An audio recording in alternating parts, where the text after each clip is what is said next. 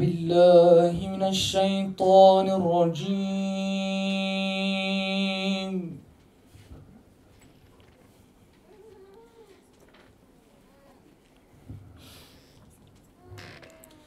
بسم الله الرحمن الرحيم.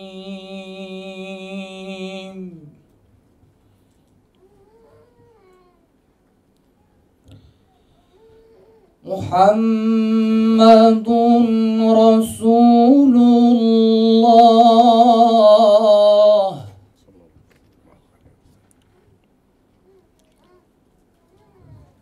والذين معه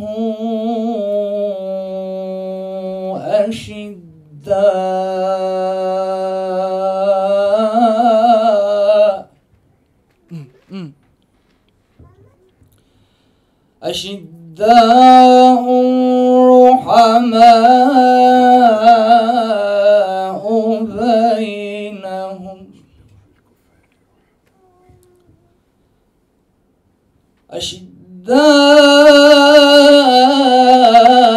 أشداء على الكفار رحماء بينهم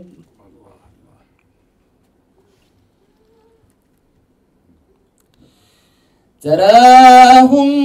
ركعا سجدا يبتغون فضلا من الله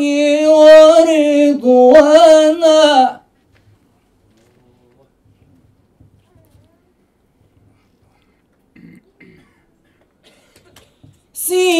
سيماهم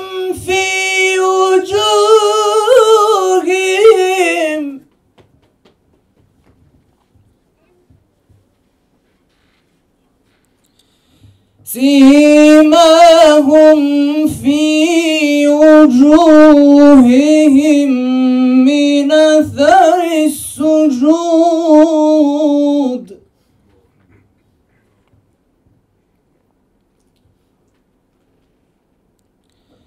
ذلك مثلهم في التوراة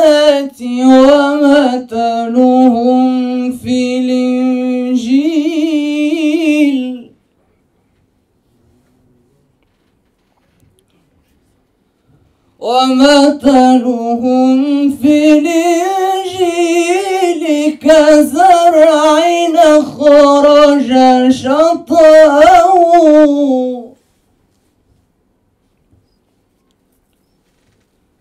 فأخرج شطأه فآزره فاستغلظ فاستوى على سوقه يعجب الزراع ليغيظ بهم الكفار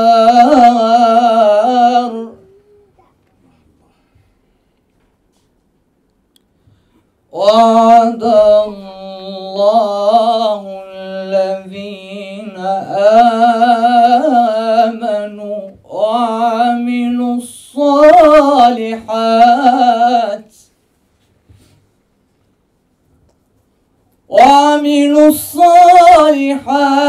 منهم مغفرة وأجرا عظيما. الله أكبر الله أكبر. بسم الله الرحمن الرحيم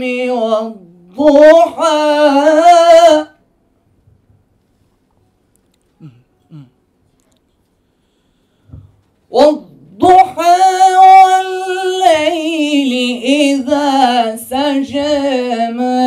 ودعك ربك وما قلى وللآخرة خير لك من الأولى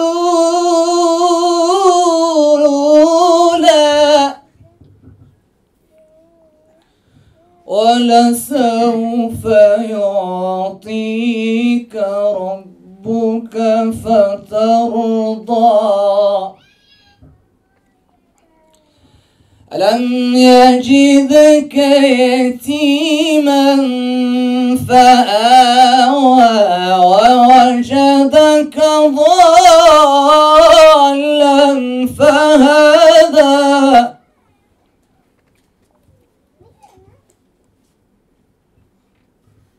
ووجدك عائلا فأغنى فأما اليتيم فلا تقهر وأما السائل فلا تنهر وأما بنعمة ربك فحدث صدق الله مولانا العظيم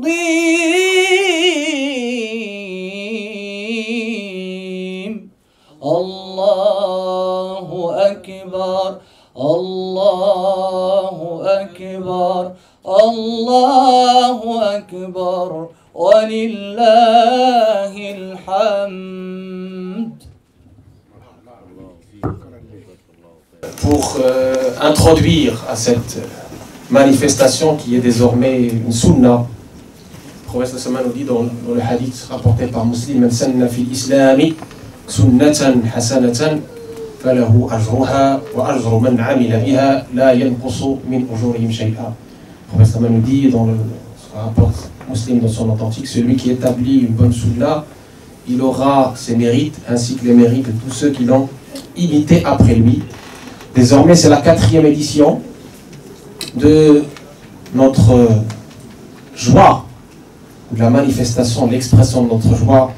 vis-à-vis de Sidna Muhammad sallallahu alayhi wa sallam à l'occasion de sa naissance, qui a sorti l'humanité des ténèbres de l'insouciance vers les lumières du tawhid et de la science. Et bien, toujours pour connaître et faire connaître ce dernier messager sallallahu alayhi wa sallam, le thème de cette année, c'est la beauté muhammadienne, al-jamal al-muhammadi, avec toujours la présence de nos chouyours, de nos ulama, de nos pères, de nos référents, qui sont venus des 4 coins de ce globe. Donc, on a lancé les invitations à la fois des chouyours al-Azhar qui nous ont honorés et des chouyours de Zeytoula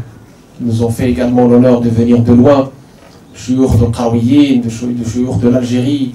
et de France, et donc pour montrer cette grandeur de cette belle religion et aussi cette diversité qui est la nôtre, qui est une richesse. إذا فرحنا برسول الله صلى الله عليه وسلم يتواصل ككل سنة نجتمع للتعريف به لمعرفته والتعريف به صلى الله عليه وسلم في مولده أو في ذكرى مولده صلى الله عليه وسلم فرحا به، وإذا لم نفرح به فبما نفرح، قل بفضل الله وبرحمته فبذلك فليفرحوا هو خير مما يجمعون. وإن شاء الله الرحمن الرحيم سيكون لدينا 3 جولات من تبادل أو من نقاش. أولها سيكون حول جماله الخلقي صلى الله عليه وسلم أولا وقبل كل شيء، ثم بعد ذلك حول جماله الخلقي أو القيم التي بعث بها صلى الله عليه وسلم والتي لا بد وأن نقتدي بها ونهتدي بها. ثم أخيرا سيكون لدينا موعد مع جماله صلى الله عليه وسلم في دعوته إلى الله تبارك وتعالى بالحال والمقال، وبين كل مداخلة يكون إن شاء الله لقاء مع السماء، غذاء الروح بإذن الله عز وجل مدحا لرسول الله صلى الله عليه وسلم وترنما برسول الله صلى الله عليه وسلم وفرحا برسول الله صلى الله عليه وسلم. Donc je disais le programme de cet après-midi, Inch'Allah, on vient de faire Salat al-Asr, que Dieu agrée de tout le monde. Donc premièrement,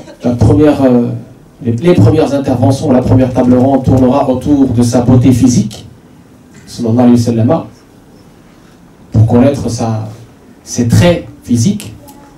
Deuxième, c'est autour de ses valeurs morales, de sa beauté morale. Et troisième, autour de la beauté dans la communication, dans ce qu'on appelle la da'wah, dans la communication,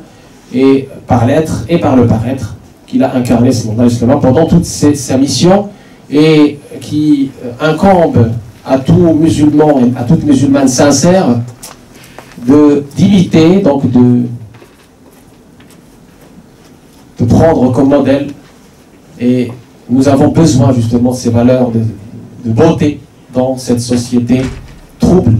et autour de tout ce qu'on voit aujourd'hui comme message haineux, comme message d'exclusion, nous avons aujourd'hui choisi une réponse de la beauté pour faire face à toute cette laideur aujourd'hui qu'on observe autour de nous. Et entre ces interventions, on va savourer ensemble, Inch'Allah, des séances de sama', ce qu'on appelle l'audition spirituelle, de l'éloge de Sidna Muhammad sallallahu alayhi wa sallam, de sa beauté, à travers le groupe Safa et d'autres groupes, Inch'Allah, qui seront présents pour partager avec nous leur amour du prophète sallallahu alayhi wa sallam, mahabbat Rasulullah sallallahu alayhi wa sallam, التي تجمعنا جميعا مهما كانت المشارب أو الاختلافات أو الظروف، تجمعنا محبته صلى الله عليه وسلم